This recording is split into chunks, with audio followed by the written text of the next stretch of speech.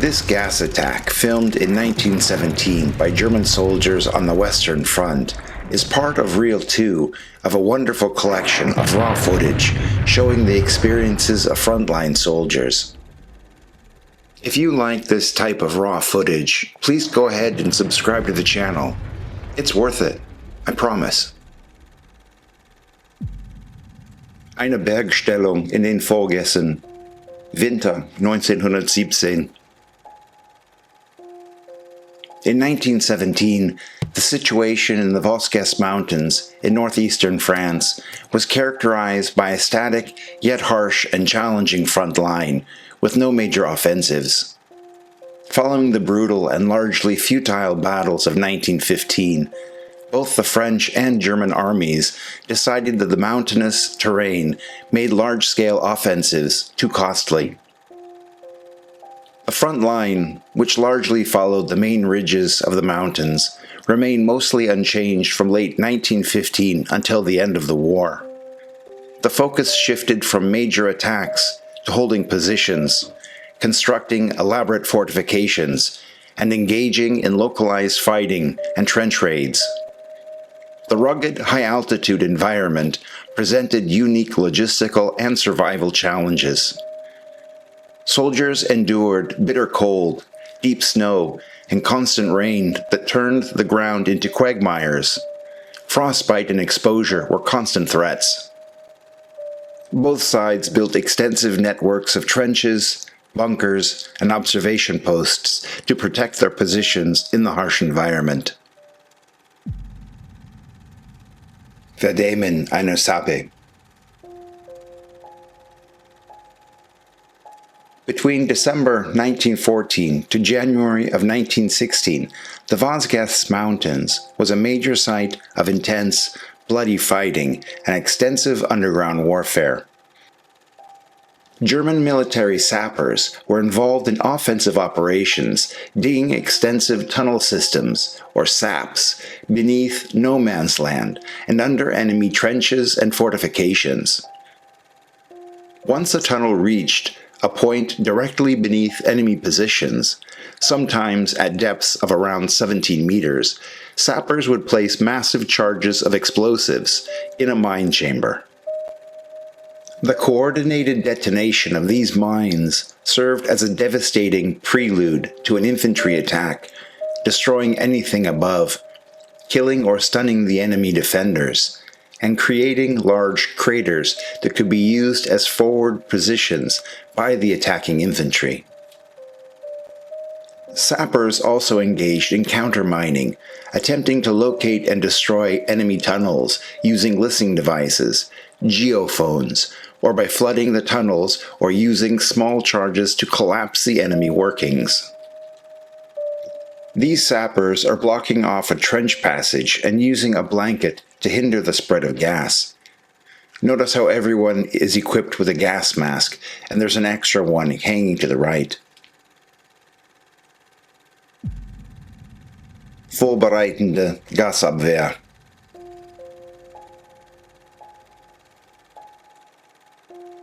Blankets were used to protect dugout entrances by soaking them in water or a chemical solution to create a seal that would help neutralize or block early forms of poison gas, particularly chlorine.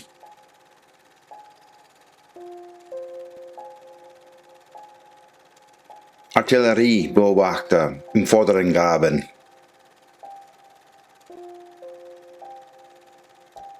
German artillery observers during World War I played a crucial role as the eyes of the artillery,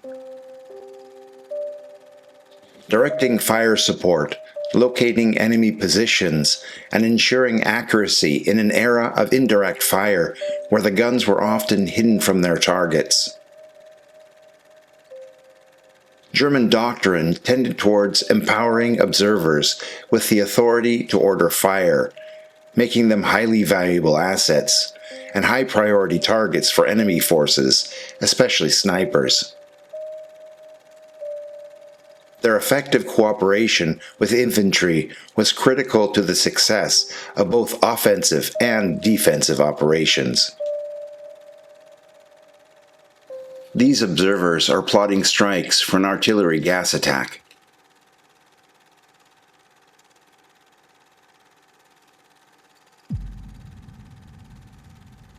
Gasbeschießung, gesehen vom vorderersten Graben.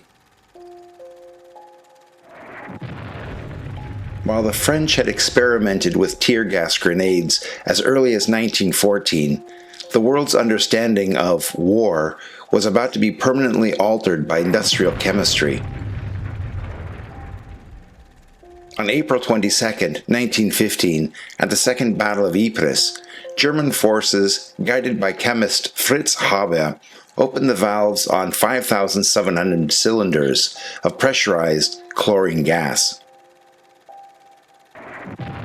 A ghostly greenish-yellow cloud drifted toward the Allied lines.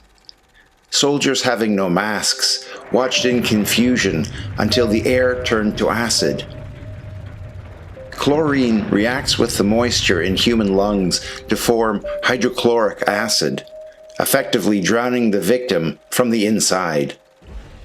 The attack caused a 6-kilometer collapse in the Allied line, but the Germans, surprised by their own success, failed to capitalize. As the Allies retaliated with their own chlorine attacks, a deadly arms race began. By late 1915, phosgene was introduced. Unlike the visible chlorine, phosgene was nearly colorless and smelled like musty hay. It was 6 times more lethal. Cruelly, its symptoms were often delayed. A soldier might inhale a fatal dose, feel fine for 24 hours, and then suddenly collapse as their lungs filled with fluid. Phosgene became the primary killer, responsible for roughly 85% of all chemical weapon fatalities during the war. In July of 1917, the battlefield changed again with the introduction of mustard gas. This wasn't just a respiratory threat, it was a vesicant or blistering agent. It could soak into wool uniforms and leather boots, causing massive chemical burns and permanent blindness. Unlike other gases that disperse with the wind, mustard gas was an oily liquid that stayed in the soil for days or weeks. It turned the very ground into a weapon, forcing soldiers to live in a state of constant, suffocating vigilance. Human ingenuity raced to keep up. Defense evolved from urine-soaked rags to the smallpox respirator, which used activated charcoal to filter toxins. While gas caused only about 3% of total war deaths, roughly 90,000 men, its true impact was psychological. The gas fright created a unique terror. You could hide from a shell, but you couldn't hide from the air you breathed. Over 1 million men survived gas attacks, but carried the scars, scarred lungs, blindness, and a higher risk of cancer for decades to come.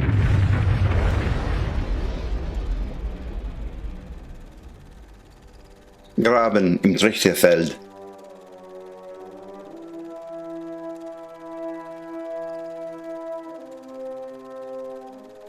If you like productions like this created from primary historical sources, please take the time to like the video and subscribe to the channel.